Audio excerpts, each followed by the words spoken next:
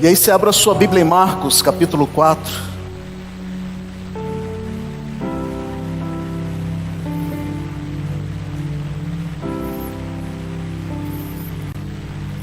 Eu tenho pensado muito sobre o propósito de vida. Por que nós estamos aqui? A minha última ministração eu falei sobre aquela mulher que se lança aos pés de Jesus.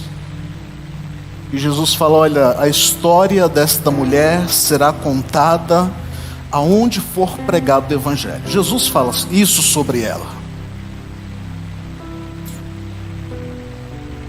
Nós precisamos viver um propósito.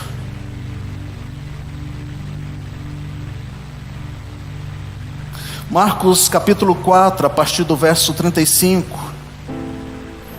Eu vou ler na Nova Versão Internacional, NVI, acho que é a mesma que vai aparecer aqui para vocês. Marcos 4, 35 diz o seguinte: naquele dia, ao anoitecer, disse ele aos seus discípulos: vamos atravessar para o outro lado. Deixando a multidão, eles o levaram no barco assim como estava. Outros barcos também o acompanhavam. Levantou-se um forte vendaval e as ondas se lançavam sobre o barco, de forma que este foi se enchendo de água. Jesus estava na popa, dormindo com a cabeça sobre um travesseiro. Os discípulos o acordaram e clamaram: mestre, não te importa que morramos? Ele se levantou, repreendeu o vento e disse ao mar: aquiete-se, acalme-se.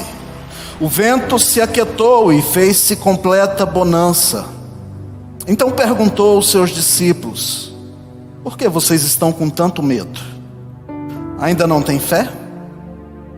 Eles estavam apavorados e perguntavam uns aos outros: quem é este, que até o vento e o mar lhes obedece? Vamos seguir a leitura no capítulo de número 5. Vamos ver o propósito de Jesus. A partir do verso 1 diz: eles atravessaram o mar e foram para a região dos Gerazenos. Quando Jesus desembarcou, um homem com espírito imundo veio dos sepulcros ao seu encontro. Este homem vivia nos sepulcros e ninguém conseguia prendê-lo, nem mesmo com correntes, pois muitas vezes lhe haviam sido acorrentados pés e mãos, mas ele arrebentara as correntes e quebrara os ferros de seus pés. Ninguém era suficientemente forte para dominá-lo.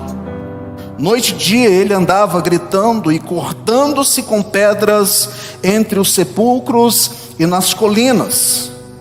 Quando ele viu Jesus de longe, correu, prostrou-se diante dele. Aleluia!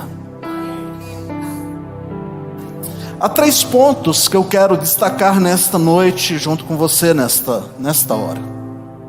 O primeiro deles é a ordem de Jesus para eles passarem para o outro lado. O segundo é o que havia do outro lado que moveu Jesus a dar esta ordem. E o terceiro ponto que nós vamos conversar é a tempestade no caminho para impedir os discípulos de chegarem ao outro lado. É interessante a narrativa de Mateus a respeito deste texto. Ele diz que Jesus e os seus discípulos haviam trabalhado arduamente, curando e ministrando. Era noite e provavelmente os discípulos preferiam descansar. Mas Jesus deu uma ordem. Sabe, às vezes nem sempre as ordens do mestre para mim, para você, não são simples e fáceis de ser aceitas. Tem momentos que Deus fala conosco: levanta, deixa o que você está fazendo e faça o que eu te digo. Você já teve essa experiência com Deus? onde você está na sua atividade, atribulado na sua atividade, Deus fala contigo: para tudo e vai fazer o que eu estou mandando. É melhor obedecer. Diga para quem está ao seu lado: é melhor obedecer. Ainda que os nossos desejos sejam outros, é melhor obedecer. Porque Deus tem sempre um propósito quando nos ordena a fazer algo. Eu vou repetir. Deus tem sempre um propósito quando Ele nos ordena fazer algo.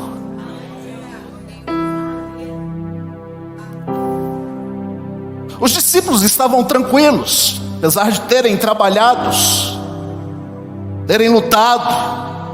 Eles ouvem uma ordem: pega o barco e atravesse para o outro lado. Passar para o outro lado pode significar coisas distintas para cada um de nós nesse dia. Mas é interessante nós entendermos que Deus está nos convidando todos os dias a passarmos para o outro lado. Para algumas pessoas pode ser o compromisso mais com Deus. Para outras pode ser deixar aquilo que nos rouba o tempo da nossa comunhão e da nossa intimidade com Deus.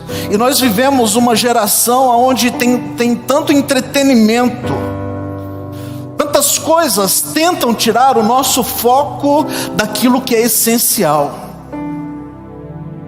Para outras pessoas pode ser abandonar uma relação que está afetando a sua vida espiritual. Para outros, talvez seja o consagrar-se mais, buscar mais Deus, buscar mais a presença de Deus.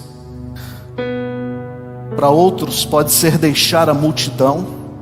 É interessante essa questão da multidão, porque por onde Jesus passava sempre havia uma multidão. Você conhece a história. Mas num determinado momento ele chama 70 e ele envia de 2 em 2. Dos 70 ele tem 12 que está mais próximo, mais colado, mais juntos dele. E esses 12 vê Jesus de perto. Dos 12 Jesus tem 3, Pedro, Tiago e João, que está mais colado ainda com Jesus. Dos 3 Jesus tem o João, o amigo do peito, aquele que reclina a sua cabeça no peito de Jesus para ouvi-lo. Sabe, o mestre talvez nesta noite está me chamando e chamando você a sermos esse a sermos esse João, que reclinamos a nossa cabeça sobre o coração de Jesus para ouvir as batidas do seu coração, deixar a multidão e ser um cristão que Deus usa.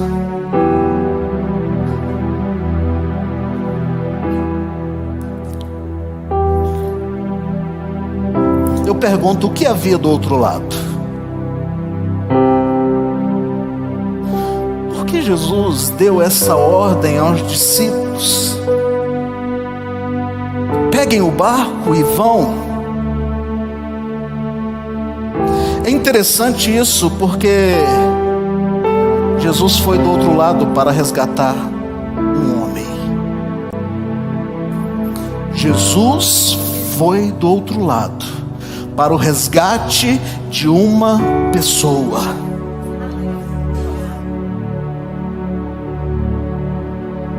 A situação daquele homem era crítica, mas ele foi o único motivo da viagem de Jesus.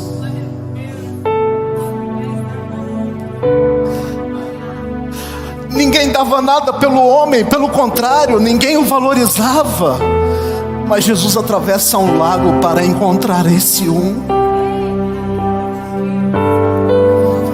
Ele é o motivo da viagem de Jesus.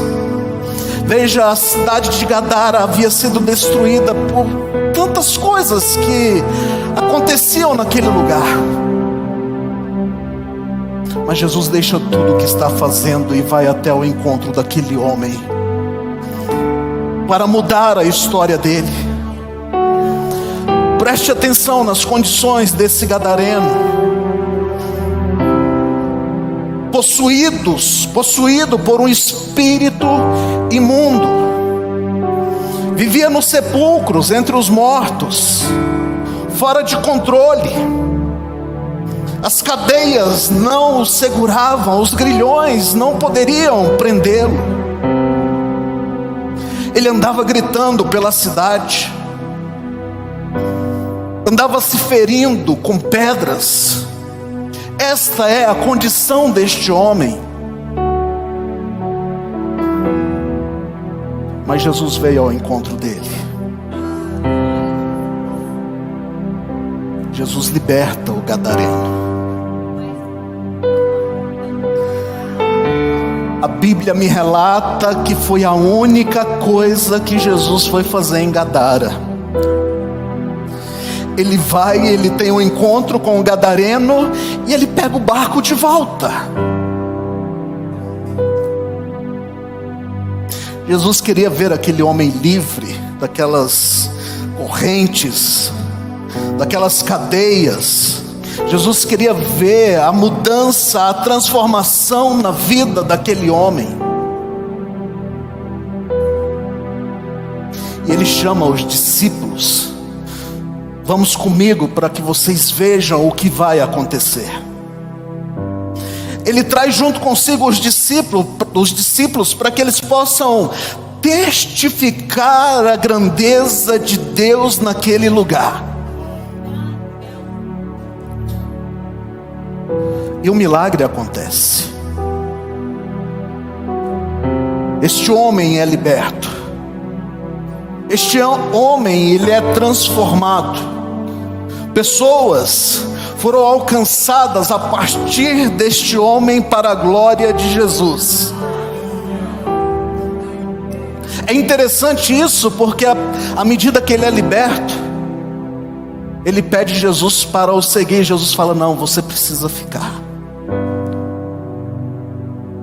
As pessoas que te conheciam precisam ver a transformação em sua vida.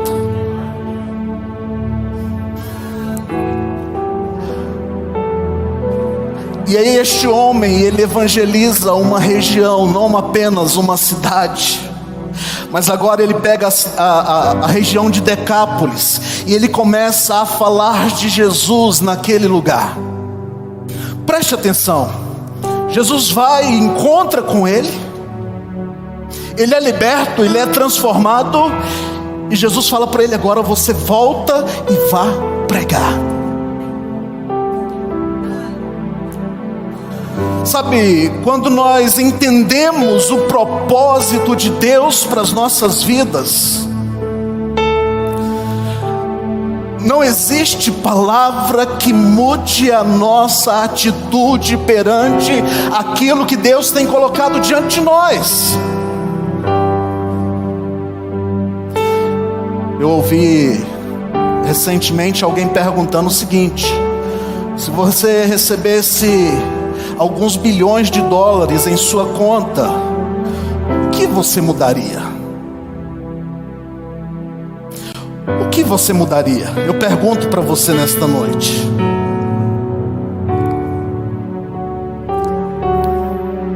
Se entrasse alguns bilhões de dólares na sua conta, Gisander, o que você mudaria? Alguns dizem: eu sumiria. Perna para quem tem.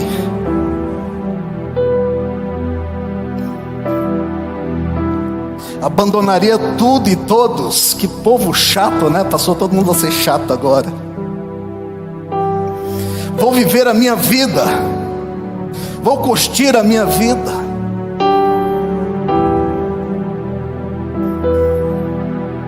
Mas quando eu tenho um propósito definido em meu coração, não é o dinheiro que me muda. Quando eu tenho um propósito definido em meu coração, não são palavras que me mudam.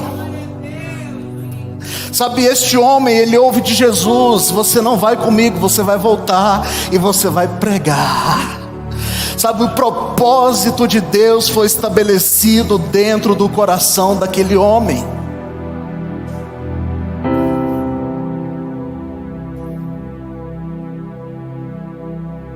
Eu pergunto: o que há do outro lado hoje? Jesus encontrou um homem possesso, acorrentado, ferido, que andava gritando no meio das ruas. E eu pergunto: o que há do outro lado hoje, no nosso tempo, na nossa geração?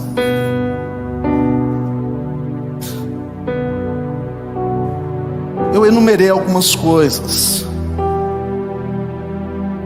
Há uma população crescendo a passos largos. Nós estamos hoje com quase 8 bilhões de pessoas no mundo. Você tem noção disso? É gente demais. Há um avanço das seitas, há um avanço da religiosidade, a deterioração da família. A família hoje já não é mais vista como se via há algum tempo atrás. O que é família hoje? O conceito de família tem mudado drasticamente. Eu quero ter a minha família, sou eu e meus 2 cachorros. É uma família. É 2 homens que se amam, é uma família. 2 mulheres que se amam, é uma família. Tem perdido os conceitos, tem se perdido a estrutura. Filhos desamparados, abusos domésticos, as drogas tomando conta dos nossos jovens. Cada vez mais cedo você vê jovens se envolvendo no alcoolismo, nas drogas. Com tudo isso, o suicídio tem aumentado assustadoramente. Bem provável que todos nós conhecemos alguém que já se suicidou. Há um tempo atrás a gente não ouvia falar sobre suicídio, a imoralidade sexual. Sabe, eu fiquei lendo algo sobre isso aqui, e tem uma matéria na BBC de Londres, que diz que hoje nós podemos fazer compras online graças ao mercado da indústria pornográfica. É assustador isso. Sabe, você consegue comprar via internet porque a indústria pornográfica facilitou o processo. É assustador isso. Corrupção nos governos, os meios de comunicações sendo usados para destruir.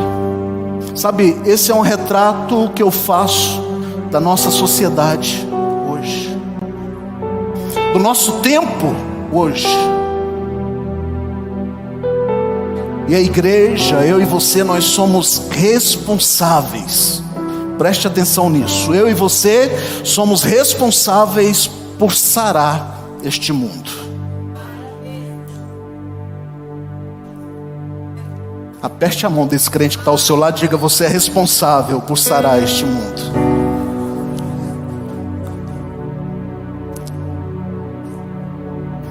Jesus, quando ele está conversando com seus discípulos no sermão conhecido como do monte, Ele vira para eles e diz: vocês são o sal da terra.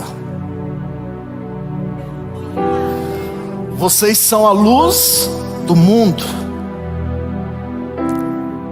Vocês são o sal para esta terra. Vocês são a luz para este mundo. Nós ainda estamos vivendo porque há uma igreja que busca o Senhor Jesus. Nós ainda estamos aqui porque é uma igreja que entendeu o seu propósito, que entendeu o seu papel na sociedade. Deus está nos chamando nesta noite a passarmos para o outro lado, a influenciarmos as pessoas que estão à nossa volta, a sermos exemplos com as nossas palavras, com as nossas atitudes.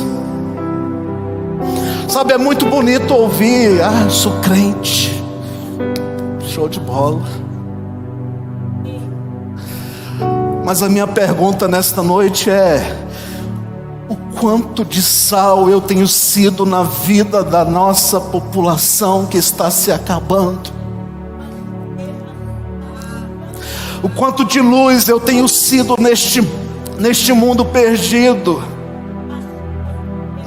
A igreja não pode estar alheia à situação. Nós não podemos estar alheio a tudo que está acontecendo à nossa volta. Nós temos um propósito neste lugar. O propósito é salvar vidas, é ganhar vidas para Jesus. O Senhor está te chamando e está me chamando nesta noite a passarmos para o outro lado e fazermos a diferença. Como aquele homem foi alcançado. Sabe, existem muitos gadarenos por aí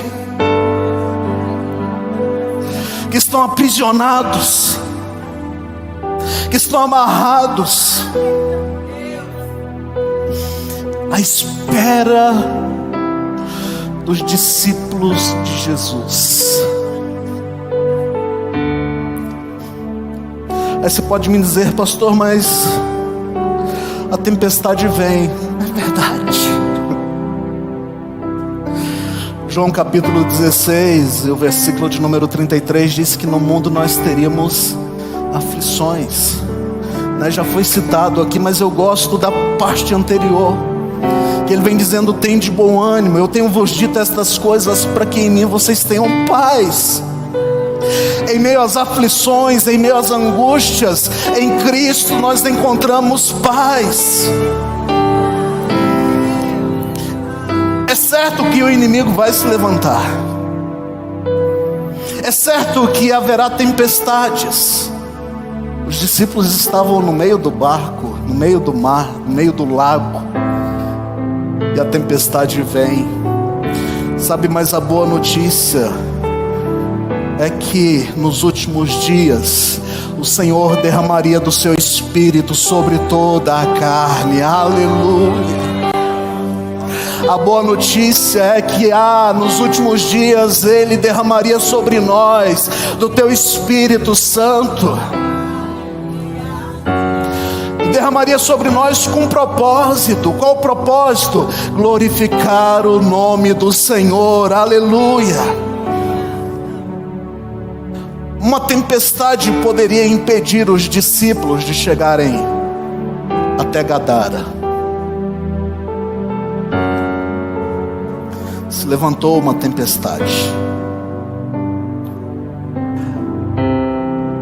E aí você pode pensar comigo: mas eles não estavam obedecendo uma ordem de Jesus? Não foi Jesus que mandou eles passarem para o outro lado? Às vezes a gente tem essa ideia, né, de que quando Deus dá uma ordem, vai tudo acontecer tranquilinho. Sim ou não? Às vezes a gente pensa isso. Ah, não, eu vou obedecer porque Jesus é Ele que está mandando, então vai acontecer tranquilo. Mas uma grande tempestade se levanta.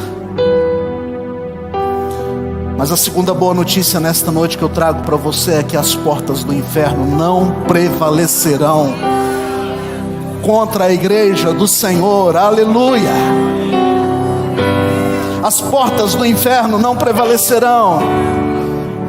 Não é porque nós vamos ficar quietinhos, não. Nós vamos invadir, nós vamos saquear o inferno para a glória de Deus. Os gadarenos que estão presos serão livres. Os gadarenos que estão se matando, se machucando, serão alcançados e restaurados para a glória de Deus.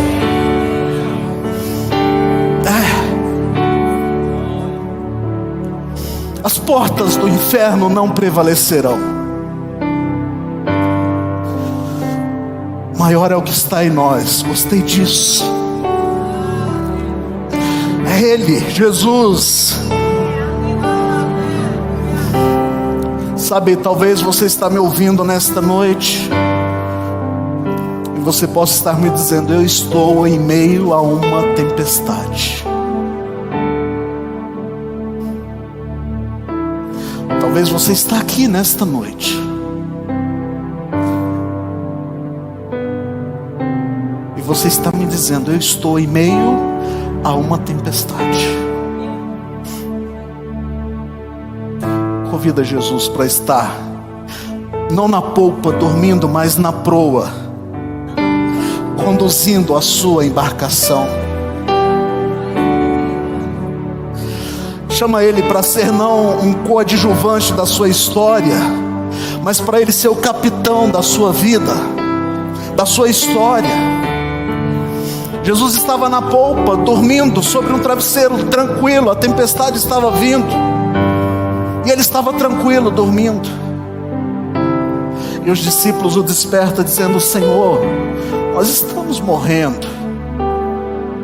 Eu fico imaginando Jesus: deixa eu assumir o comando, fica tranquilos aí. Vocês não sabem conduzir este barco. Deixa eu conduzir. E Ele levanta e Ele fala. Ele fala à tempestade e Ele fala ao vento. E tudo se faz bonança. Meu conselho para você nesta noite: coloque Jesus no controle do seu barco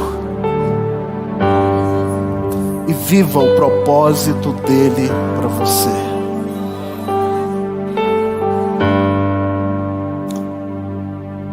Tem gente que tem medo de viver o propósito de Deus.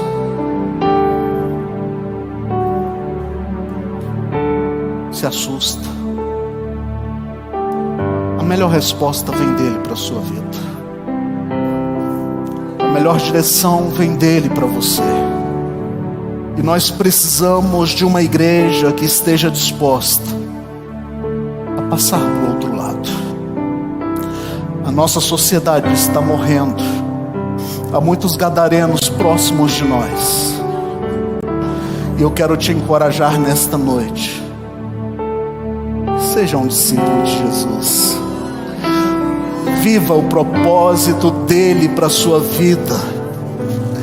Com ele no nosso barco, chegaremos a outra margem. Não importa o quanto a tempestade se levanta, chegaremos a outra margem. Há um ferido, há um machucado esperando por mim e por você.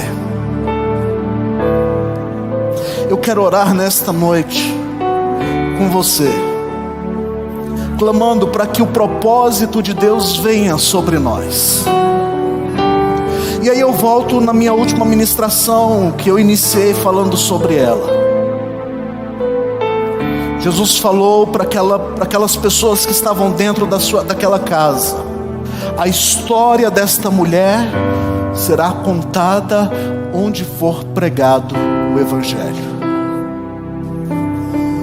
Eu ouso dizer nesta noite, a sua história será contada. Você viverá o propósito de Deus.